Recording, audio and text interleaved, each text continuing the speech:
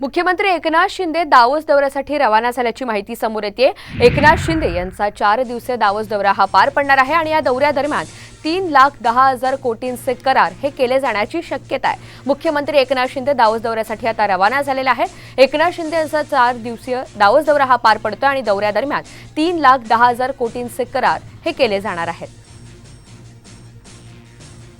एकनाथ शिंदे यांचा हा दावोस दौरा नेमका कसा असणार आहे आपण सविस्तर पाहूया।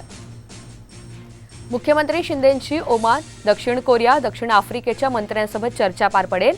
डीपी वर्ल्ड, लुईस डेफ्रस या कंपन्यांच्या अधिकाऱ्यांशी मुख्यमंत्री एकनाथ शिंदे चर्चा करतील। जागतिक आर्थिक परिषदेचे कृषी आणि अन्न प्रक्रिया गटाचे सदस्य शिंदे यांना भेटणार आहेत आणि 17 जानेवारीला गौतम अदानी यांची शिंदेंसोबत चर्चा पार पडणार आहे। यानंतर नवे उपक्रम, शाश्वत विकास यावर शिंदेंचं भाषण पार पडेल।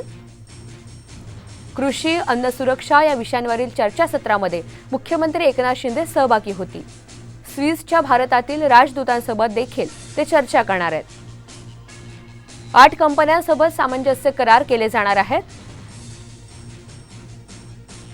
आणि 18 जानेवारीला गोलमेज परिषदेचं देखील आयोजन करण्यात आलं आहे।